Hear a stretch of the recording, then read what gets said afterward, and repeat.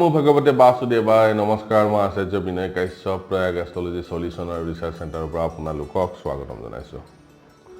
বন্ধুসকল আজি এটা আমি ইম্পৰ্টেণ্ট টপিকৰ ওপৰত আলোচনা কৰিম যাক কোৱা হয় 22 নম্বৰ ডেকান আৰু এই 22 নম্বৰ ডেকানটো আমি কিয় চাওঁ ইম্পৰ্টেন্স কি আছে তাৰ ওপৰত আজি আমি বিস্তৃতভাৱে আলোচনা কৰিম কিন্তু তাৰ আগতে যিসকল দৰ্শক মোৰ চেনেলত নতুনকৈ জড়িত হৈছে তেওঁলোকে মোৰ চেনেলটো সাবস্ক্ৰাইব কৰি ল'ব আৰু কাষত এটা বেল আইকন আছে সেইটো প্ৰেছ কৰি দিব যাতে মই ভিডিঅ' আপলোড কৰাৰ লগে লগে আপোনালোকে নটিফিকেশ্যন পাই যায় বন্ধুসকল আমি এটা নতুন আমি এটা নতুনকৈ এখন স্কুল এষ্ট্ৰলজিৰ ওপৰত কৰিবলৈ গৈ আছোঁ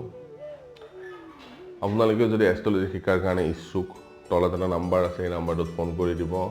যাতে আপোনালোকৰ এডমিশ্যন হৈ যায় তাত আমি এষ্ট্ৰলজিৰ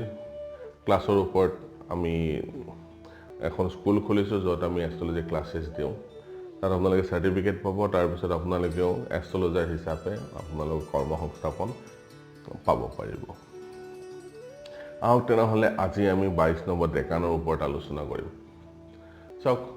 অষ্টম স্থান মনত ৰাখিব যে অষ্টম স্থানটো যেনেকৈ আমি মৃত্যুৰ কাৰণে চাওঁ অষ্টম স্থান বা অষ্টম স্থানক যিটো গ্ৰহই দৃষ্টি দিয়ে সেই গ্ৰহটো মৃত্যুৰ কাৰক হয় ঠিক তেনেকৈ লগ্নৰ পৰা ঠিক আছে এটা ৰাশিত তিনিটা ডেকান থাকে ৰাশি এটাক যদি আমি 10-10-10কে ভাগ কৰি দিওঁ মানে 30 ডিগ্ৰী থাকে 30 ডিগ্ৰীক 10 ডিগ্ৰী 10 ডিগ্ৰী 10 ডিগ্ৰীকে ভাগ কৰি দিলে তিনিটা ডেকান থাকিব ঠিক আছে আৰু এই টোটেল ডেকান হ'ব 36টা ডেকান হ'ব 12টা ৰাশিত কাৰণ 12 3 গুণ 37 এটা ৰাশিত তিনিটা ডেকান টোটেল 12টা ৰাশিত 36টা ডেকান হ'ব আৰু এই 12টা ৰাশিৰ ভিতৰত যেটো 22 নম্বৰ ডেকান হ'ব সেইটো পৰিব অষ্টম স্থানত আৰু সেই 22 নম্বৰ ডেকানৰ পৰাও আমি মৃত্যুৰ কাৰণটো বিচাৰি পাওঁ আৰু মৃত্যু চোৱা দৰকাৰ সেইকাৰণে যেতিয়া আমি 22 নম্বৰ ডেকানত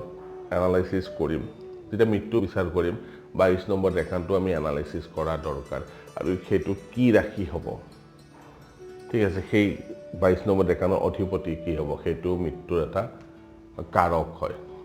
তাত চাওক প্ৰত্যেক ৰাশিতে আমি ক'লো যে তিনিটা ডেকান থাকে যদি 22 নম্বৰ ডেকানটো সাপোজ মেঘ ৰাশিৰ প্ৰথম ডেকান হয় বা মেঘ ৰাশিৰ দ্বিতীয় ডেকানো হ'ব পাৰে বা মেঘ ৰাশিৰ তৃতীয় ডেকানো হ'ব পাৰে আপ টু মীন ৰাশিলৈকে যিকোনো ডেকান হ'ব পাৰে এই ডেকানবোৰ হ'লে কেনেকুৱা ধৰণৰ জাতকৰ মৃত্যু চিন্তা কৰিব লাগে আমি তাৰ ওপৰত আলোচনা কৰিম ঠিক আছে আৰু কমপ্লিটভাৱে আমি আলোচনা কৰিম যে এই মৃত্যুৰ কাৰক কি হ'ব পাৰে চাওক 22 নম্বৰ ডেকানৰ কি গ্ৰহৰ দৃষ্টি আছে আৰু সেই গ্ৰহ 22 নম্বৰ ডেকানৰ অধিপতি কেনেকুৱা কাৰকতা ভাৱ কাৰকতা আদি সকলোবোৰ চাই আমি মৃত্যুৰ কাৰণটো ক'ব পাৰোঁ চাওক যে ট্ৰেনজিটৰ সময়ত এই ডেকানৰ ইম্পৰ্টেন্সবিলাক আহি যায় এই ডেকানৰ মহলত জাতকৰ মৃত্যু কেনেকুৱা হ'ব কি হ'ব ইয়াত এইবোৰ ক'ব পৰা যায় সেইকাৰণে আমি কি গম পালোঁ যে 22 নম্বৰ ডেকান কি হয় এটা ৰাশিত তিনিটা ডেকান হ'ব 10 ডেকানকে এটা ৰাশিত 30 ডিগ্ৰী হ'ব 30 ডিগ্ৰীক 10 ডিগ্ৰী 10 ডিগ্ৰী 10 ডিগ্ৰীকে যদি ভাগ কৰি দিওঁ তাৰমানে এটা ৰাশিত তিনিটা ডেকান থাকিব টোটেল যিহেতু 12টা ৰাশি টোটেল 36টা ডেকান হ'ব আৰু তাৰ পৰা আমি 22 নম্বৰ ডেকানটো চাব লাগিব 22 নম্বৰ ডেকানটো ক'ত পৰিব অষ্টম স্থানত পৰিব লগ্নৰ পৰা অষ্টমত পৰিব এইখানে 22 নম্বৰ ডেকানৰো এটা মহত্ব আছে মৃত্যু কাৰক হিচাপে ঠিক আছে আহক তেনেহ'লে এতিয়া আমি মেঘ ৰাশিৰ যদি তিনিটা ডেকান যদি মেঘ ৰাশি যদি 22 নম্বৰ ডেকান হয় মেঘ ৰাশিৰ যদি প্ৰথম ডেকানটো 22 নম্বৰ ডেকান হয় বা দ্বিতীয় ডেকানটো হয় বা তৃতীয় ডেকানটো হয় কেনেকুৱা ধৰণৰ মৃত্যু আমি কল্পনা কৰিব পাৰোঁ যদি মেঘ ৰাশিৰ প্ৰথম ডেকান যদি হয় 22 নম্বৰ ডেকান যদি মেঘ ৰাশিৰ প্ৰথম ডেকান হয় তেনেহ'লে কি হ'ব বিষ পিত্ত আদি কাৰণে জাতকৰ ৰোগ হ'ব ঠিক আছে বিষ পিত্ত ৰোগত জাতকৰ সমস্যা আহিব এইটো এটা কাৰণ হ'ব পাৰে যদি মেঘ ৰাশিৰ দ্বিতীয় ডেকানটো যদি 22 নম্বৰ ডেকান হয় তেনেহ'লে পানী লগা ৰোগত মানে যিবিলাক সাধাৰণতে পানীৰ লগত ৰিলেটেড ৰোগ আছে সেই ৰোগ লৈও জাতকৰ মৃত্যুৰ কাৰক হ'ব পাৰে আৰু যদি মেঘ ৰাশি তৃতীয় ডেকানটো 22 নম্বৰ ডেকান হয় তেনেহ'লে তেনে জাতকে কুৱাৰ পৰা বাচি থকা দৰকাৰ কাৰণ কিয় কুৱাত পৰি মৃত্যুবৰণ হোৱাৰ সম্ভাৱনা থাকে আৰু বৃষ ৰাশিৰ যদি প্ৰথম ডেকানটো যদি 22 নম্বৰ ডেকান হয় তেনেহ'লে মনত ৰাখিব যে যিবিলাক আমাৰ ঘৰচীয়া জীৱ জন্তু গৰু মহ উট আদিৰ খুন্দাত জাতকৰ মৃত্যু হোৱাৰ সম্ভাৱনা থাকে আৰু যদি বৃষ ৰাশিৰ দ্বিতীয় ডেকানত যদি 22 নম্বৰ ডেকান হয় তেনেহ'লে পিত্ত ৰোগ ঠিক আছে অগ্নিত জ্বলি যোৱা বা চুৰৰ দ্বাৰা আক্ৰান্ত হয় তেনে জাতকৰ মৃত্যু হোৱা দেখা পোৱা যায় আৰু যদি বৃষ ৰাশিৰ তৃতীয় ডেকানটো যদি 22 নম্বৰ ডেকান হয় তেনেহ'লে ওখ ঠাইৰ পৰা পৰি পাহাৰ আদিৰ পৰা পিছলি পৰি বা ঘোঁৰাৰ পিঠিত ঘোঁৰা হৰ্চ ৰাইডিং যদি কৰে হৰ্চ ৰাইডিং কৰিলে ঘোঁৰাৰ পিঠিত বা হাতীৰ পিঠিৰ পৰা পৰি জাতকৰ মৃত্যুবৰণ হোৱা দেখা পোৱা যায় সেইটো কাৰণে যদি বৃষ ৰাশিৰ তৃতীয় ডেকানত যদি 22 নম্বৰ ডেকান হয় এই জন্তু জানোৱাৰৰ পৰা অলপ বাচি থকা দৰকাৰ আৰু ওখ স্থানত যদি যায় বিল্ডিঙৰ ওপৰে হওক বা পৰ্বতৰ ওপৰতে হওক সদায় সাৱধানতা অৱলম্বন কৰা দৰকাৰ মিথুন ৰাশিৰ যদি প্ৰথম ডেকানটো 22 নম্বৰ ডেকান হয় তেনেহ'লে বাতজনিত কাহ বা উশাহ নিশাহৰ প্ৰব্লেমৰ কাৰণে জাতকৰ মৃত্যুৰ কাৰক হ'ব পাৰে আৰু যদি বৃষ ৰাশিৰ দ্বিতীয় ডেকানত যদি হয় তেনেহ'লে বিষ তথা শিয়াল বাঘৰ আক্ৰমণত তেনে জাতকৰ মৃত্যুৰ কাৰক হ'ব পাৰে আৰু মিথুন ৰাশি যদি তৃতীয় ডেকানটো 22 নম্বৰ ডেকান হয় তেনেহ'লে হাতীৰ বাবে বা পৰ্বতৰ পৰা পৰি হাতীৰ ওপৰৰ পৰা পৰি বা হাতীৰ ভৰিৰ গছকত বা পৰ্বতৰ ওপৰৰ পৰা পৰি জাতকৰ মৃত্যু হোৱাৰ সম্ভাৱনা থাকে আৰু কৰ্কট ৰাশিৰ যদি প্ৰথম ডেকানত যদি 22 নম্বৰ ডেকান হয় তেনেহ'লে বিষাক্ত যিবিলাক আমি সাধাৰণতে পনীয় বুলি কওঁ ঠিক আছে বিষাক্ত পনীয় মদে হ'ব পাৰে চুলাই হ'ব পাৰে খাই জাতকৰ মৃত্যু হোৱা দেখা পোৱা যায় আৰু কি জাতকৰ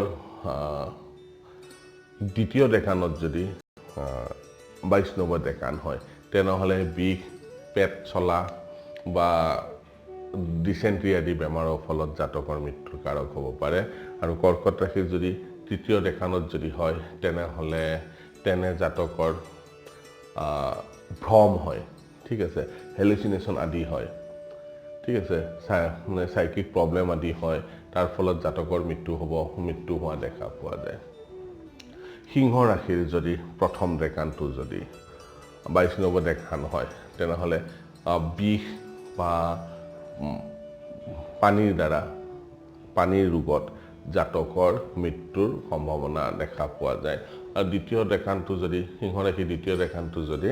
22 নম্বৰ ডেকান হয় তেনেহ'লে তেওঁৰ গেষ্ট্ৰিক আদিৰ ফলত বা জলীয় যিবিলাক শৰীৰত জলীয় বেমাৰ থাকে সেই বেমাৰৰ ফলত মৃত্যুৰ কাৰক হ'ব পাৰে আৰু সিংহ ৰাশি যদি তৃতীয় ডেকানটো যদি 22 নম্বৰ ডেকান হয় তেনেহ'লে বিষত অত্যন্ত পীড়া হ'ব অস্ত্ৰ আঘাতৰ ফলতো জাতকৰ মৃত্যুৰ সম্ভাৱনা থকা দেখা পোৱা যায়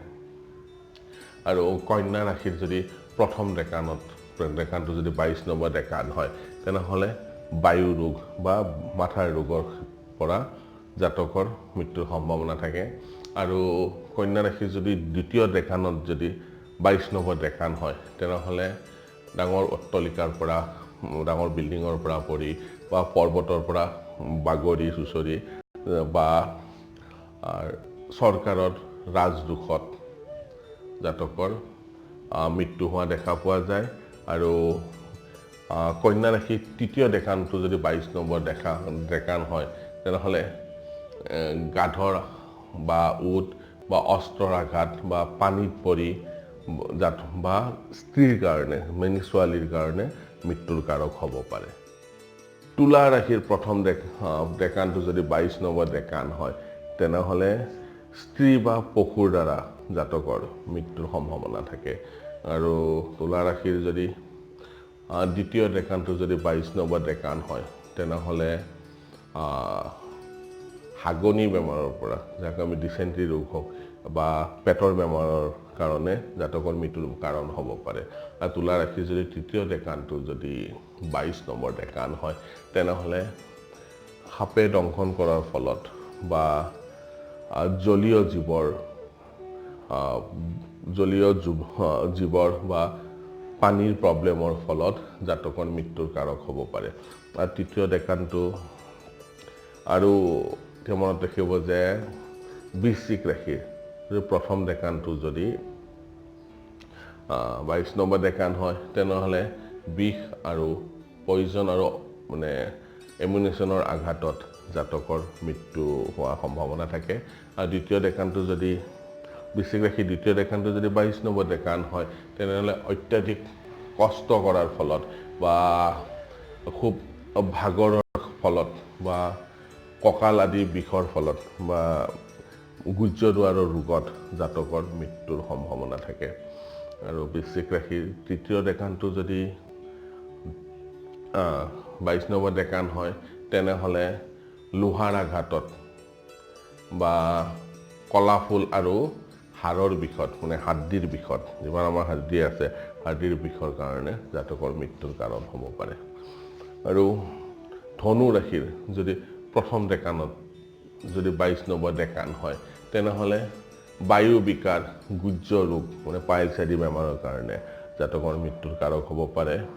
আৰু ধনু ৰাশিৰ দ্বিতীয় ডেকান যদি 22 নম্বৰ ডেকান হয়, তেনেহ'লে মনৰ দুখ, সন্তাপ,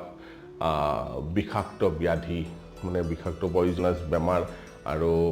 খৰ আদি ৰোগত জাতকৰ মৃত্যুৰ কাৰক হ'ব পাৰে। আৰু তৃতীয় ডেকানত যদি 22 নম্বৰ ডেকান হয়, তেনেহ'লে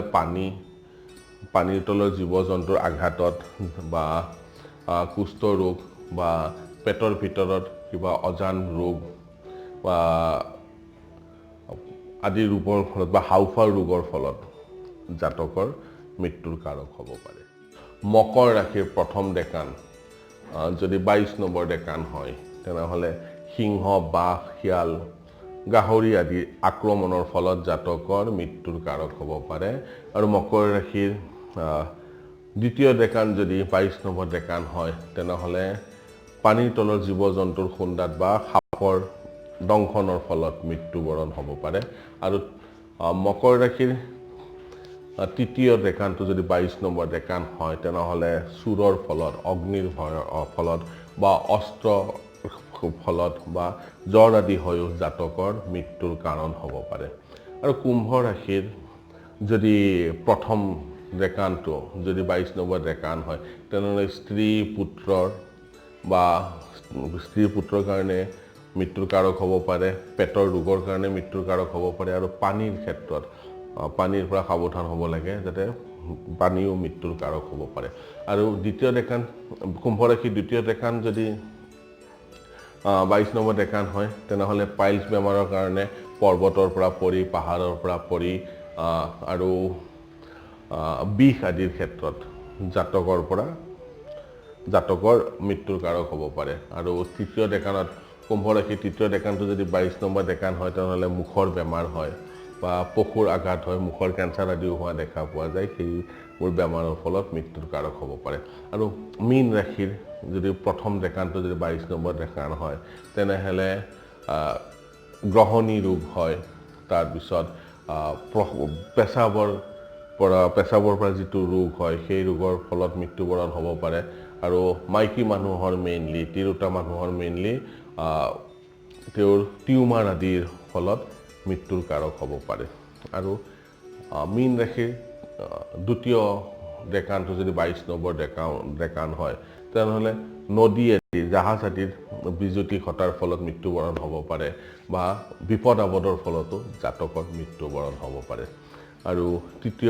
মীন ৰাশিৰ তৃতীয় ডেকানটো যদি 22 নম্বৰ ডেকান হয়, তেনেহ'লে খুব নিন্দনীয় ৰোগবিলাক, কুৰোগ যেনেকৈ HIV আদি বেমাৰ যে আছে, যিবিলাক আমি নিন্দনীয় বেমাৰ বুলি কওঁ, সেই বেমাৰৰ ফলত জাতকৰ মৃত্যুবৰণ হ'ব পাৰে। সেইটো কাৰণে আজি আমি গম পালোঁ যে 22 নম্বৰ ডেকানটো যিকোনো হ'ব পাৰে, মেঘৰ তিনিটা ডেকানৰ পৰা আপ টু মীন ৰাশি তৃতীয় ডেকানৰ যিকোনো এটা হ'ব পাৰে কেনেকুৱা ধৰণৰ ৰোগত জাতকৰ মৃত্যু হ'ব পাৰে কিন্তু কিছু বস্তু জানা দৰকাৰ যে 22 নম্বৰ ডেকানক যদি কোনো শুভ গ্ৰহৰ দৃষ্টি যদি থাকে ঠিক আছে শুভ গ্ৰহৰ যদি সম্পৰ্ক যদি থাকে তেনেহ'লে আমি যিবিলাক আলোচনা কৰিছোঁ সেই তাত লাঘৱ হ'ব তাত কমি যাব সেইকাৰণে 22 নম্বৰ ডেকানটো নোচোৱাকৈ মৃত্যু কল্পনা কৰাটো আটাইতকৈ মূৰ্খামি হ'ব 22 নম্বৰ ডেকান আমি চাবই লাগিব অকল 22 নম্বৰ ডেকান নহয় 64 নৱংশও চাব লাগিব ট্ৰেনজিটৰ সময়ত 22 নম্বৰ ডেকান 64 নৱংশ অষ্টম ঘৰৰ অধিপতি লগ্নৰ অধিপতি গোটেই সোপাৰে এটা বাধক গ্ৰহ মাৰক গ্ৰহ সকলোবোৰ চাব লাগিব চাই লৈহে আমি ক'ব একজেক্টলি মৃত্যু এটা প্ৰেডিকশ্যন কৰিব পৰা যায় মৃত্যু প্ৰেডিকশ্যন কৰা ইমান সহজ কথা নহয় আৰু আপোনালোকক কোনোবাই যদি লগ্ন গোষ্ঠী চাই যদি 5 মিনিট 10 মিনিটৰ ভিতৰতে যদি কৈ দিয়ে যে আপোনাৰ মৃত্যু ওচৰত চমু চাপি আহিছে তেনে এষ্ট্ৰলজাৰ ওচৰত নাযাব তেওঁলোকে আপোনালোকক ভুল পৰামৰ্শ দিব মৃত্যু বিচাৰ বহুত ডাঙৰ বিচাৰ কেইদিনমান আগতে মই গন্ধিয়া যিটো জ্যোতিষ ৰাজধানী বুলি কয় অসমৰ গন্ধিয়ালৈ গৈছিলোঁ তাত ৰবীন ভট্টাচাৰ্যদেৱৰ লগতো মৃত্যুৰ বিষয়ে আলোচনা কৰিছোঁ তেওঁ ক'লে যে মৃত্যু বিচাৰ কৰাটো ইমান সহজ কথা নহয় কাৰণ ৰবীন ভট্টাচাৰ্যদেৱ এষ্ট্ৰলজিৰ জগতৰ আজিৰ দিনত খুব জানা ব্যক্তি বুলি মই ভাবোঁ তেওঁ ক'লে যে মৃত্যু বিচাৰ কৰা ইমান সহজ কথা নহয় সেইকাৰণে 5 মিনিট 10 মিনিটত যোনে মৃত্যু বিচাৰ কৰে তেনে এষ্ট্ৰলজাৰক আপোনালোকেও পৰিত্যাগ কৰিব আৰু আপোনালোকে যদি ভাবে যে মই এক্সাম্পল থ্ৰু দি 22 নম্বৰ ডেকানৰ ওপৰত ভিডিঅ' বনাব লাগে আৰু কেনেকৈ 22 নম্বৰ ডেকান ফলিট কৰিব লাগে তেনেহ'লে আপোনালোকে কমেণ্ট বক্সত লিখি দিব আমি তাৰ ওপৰত ভিডিঅ' বনাম মোৰ ভিডিঅ' যদি চাই ভাল লাগে তেনেহ'লে লাইক কৰিব শ্বেয়াৰ কৰিব আৰু ছাবস্ক্ৰাইব কৰিব নাপাহৰিব ধন্যবাদ